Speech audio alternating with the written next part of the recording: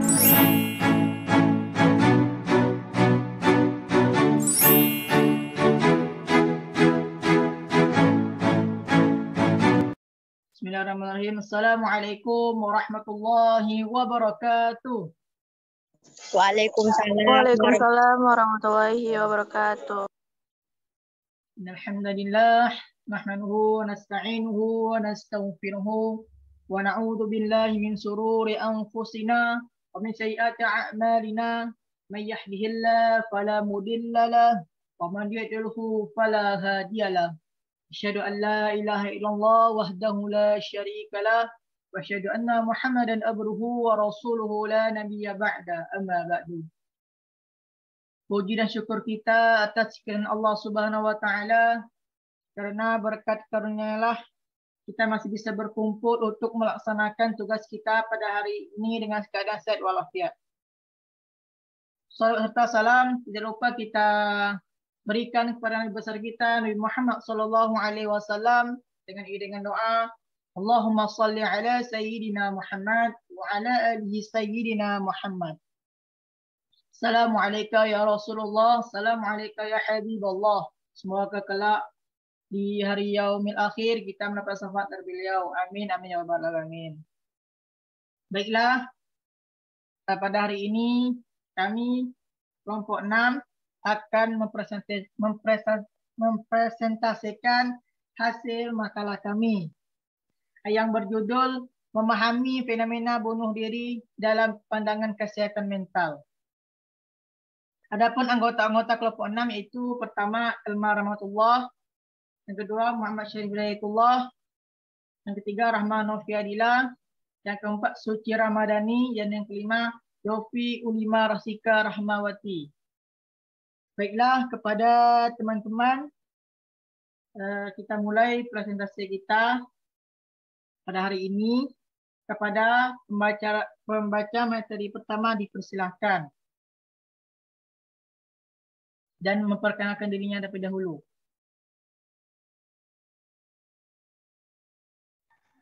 Baiklah, nama saya Elma Rahmatullah.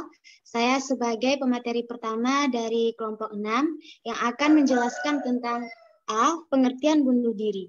Bunuh diri merupakan tindakan agresif, melukai diri sendiri, merusak dirinya, dan selanjutnya mengakhiri kehidupannya. Pada beberapa kasus bunuh diri, faktor individu lebih banyak berpengaruh dibandingkan faktor di luar individu.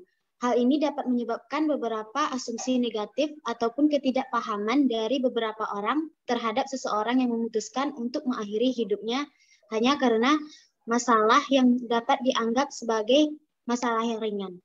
Adapun individu yang berisiko melakukan bunuh diri karena faktor di luar individu adalah dapat disebabkan karena mengalami penyakit kronis, permasalahan yang berat dalam pekerjaan atau kehilangan pekerjaan, kesulitan keuangan, dan sebagainya. Permasalahan dalam keluarga seperti tidak akur dengan pasangan, kekerasan dalam rumah tangga, dan sebagainya. Korban bullying seperti disakiti secara fisik, diacuhkan, direndahkan harga dirinya, dan sebagainya oleh lingkungannya serta tidak mendapatkan perhatian dari lingkungannya. Itu saja yang dapat saya sampaikan. Selanjutnya akan dilanjutkan oleh pemateri kedua. Dipersilahkan. Selanjutnya pembaca materi kedua yaitu saya sendiri, Muhammad Syarif Hidayatullah.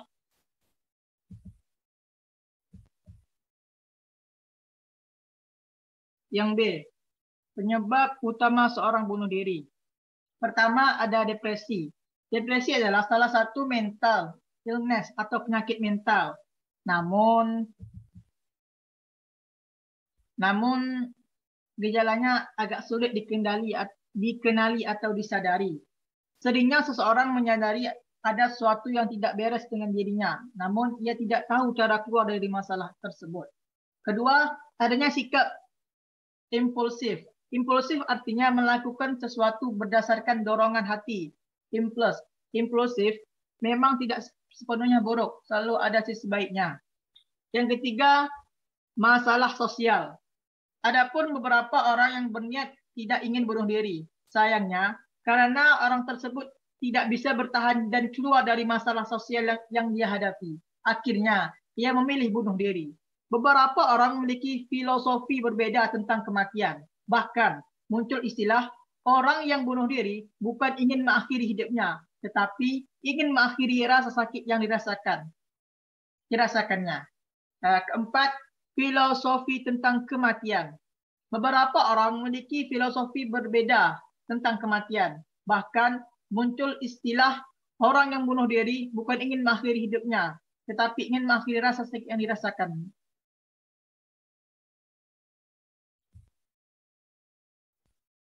Lima, sakit mental lainnya. Studi psikologikal autopsi menemukan bahwa dalam kasus diri ditemukan adanya satu atau lebih diagnosis sakit mental pada 90% orang yang bunuh diri. Faktor lainnya yang harus diwaspadai seperti pengalaman buruk yang memicu trauma. Trauma yang terjadi pada masa kecil dapat berbentuk dalam alam bawah sadar seseorang. Pada akhirnya akan terasa adanya kesulitan untuk keluar dari trauma tersebut. Kedua, faktor keturunan. Riwayat keturunan genetik juga bisa menyebabkan seseorang melakukan bunuh diri. Jika ada keluarganya yang memiliki riwayat bunuh diri, Anda perlu melatih adanya pikiran positif. Ketika memiliki masalah berat atau dalam keadaan apapun, tetaplah berpikir positif dan berdoa kepada Allah Subhanahu wa taala. Dan sekian dari materi saya lanjutkan kepada pemateri ketiga. Dipersilahkan. Assalamualaikum warahmatullahi wabarakatuh. Saya Rahmanu Fiadila sebagai pemateri ketiga akan menjelaskan materi tentang hal-hal yang harus dipahami dalam rencana bunuh diri. Yang pertama, isyarat bunuh diri. Isyarat bunuh diri tunjukkan dengan seseorang yang berperilaku secara tidak langsung ingin bunuh diri, namun sudah memiliki ide untuk mengakhiri hidupnya, tetapi tidak disertai ancaman. Yang kedua, ancaman bunuh diri.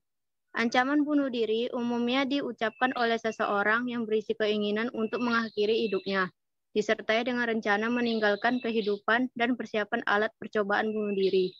Kondisi seperti ini sudah harus ada pendampingan meskipun seseorang belum pernah mencoba bunuh diri.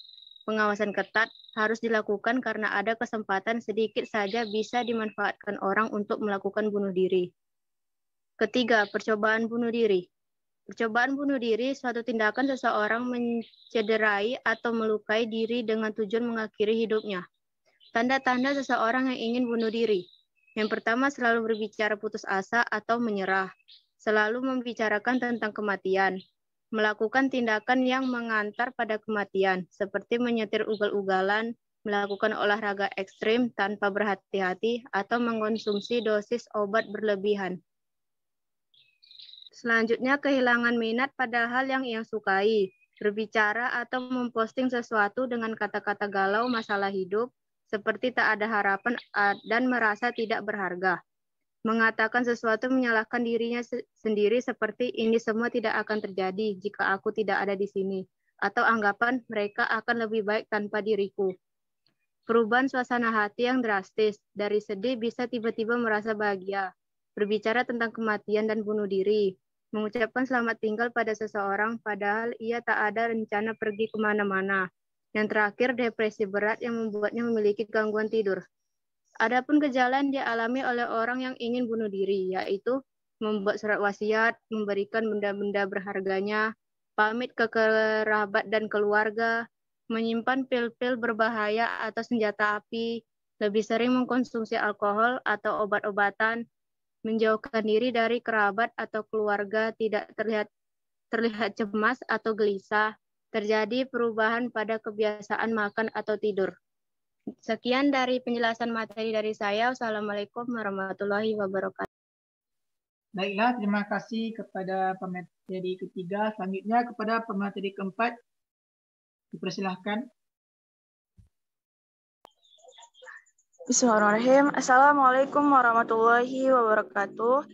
Baik, perkenalkan nama saya Suci Ramadhani. Saya dari kelompok 6 akan bahas mengenai cara menangani atau pencegahan percobaan bunuh diri.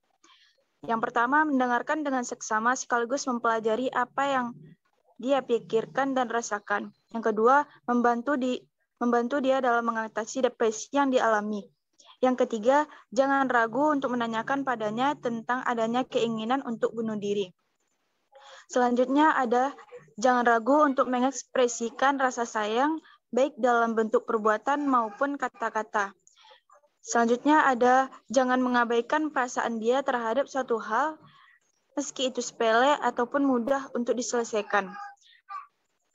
Selanjutnya, sebisa mungkin jauhkan barang-barang yang dapat digunakan untuk bunuh diri, misalnya senjata api.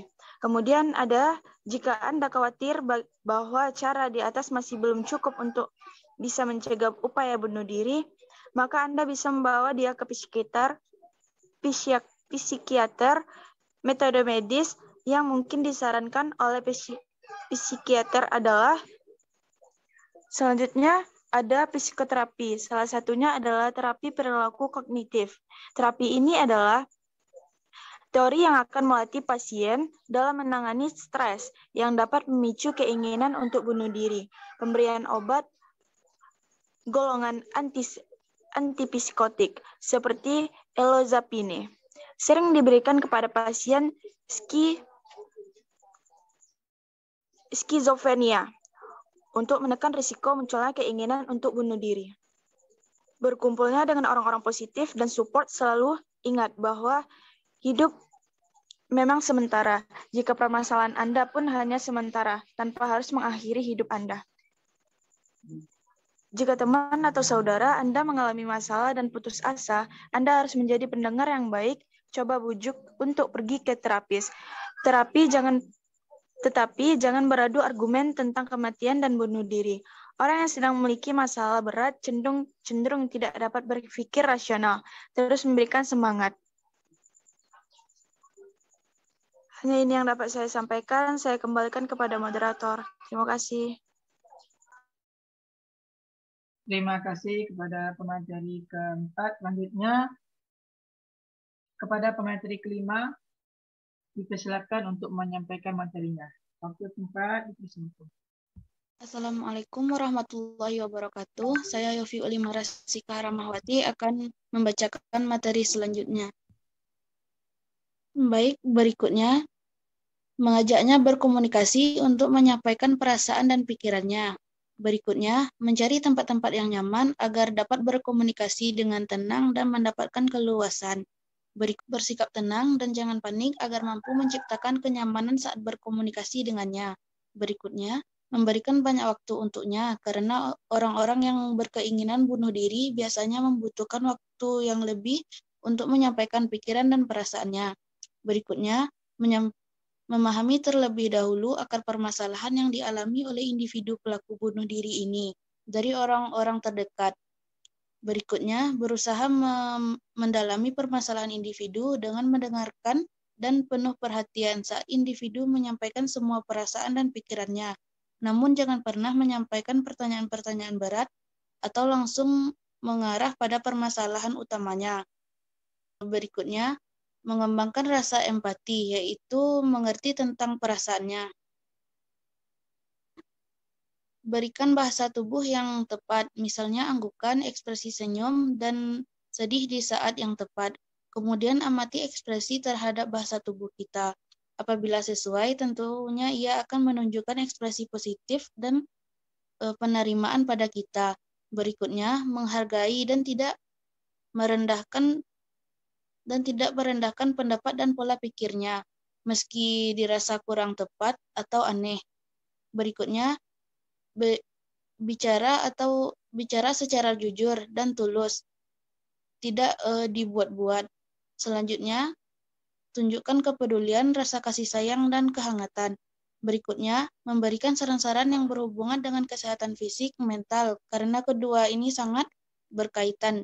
Misalnya, yang pertama, meningkatkan keimanan. Yang kedua, mengurangi pola tidur berlebihan atau lebih banyak membuat ventilasi ruangan agar banyak udara segar dan cahaya yang masuk.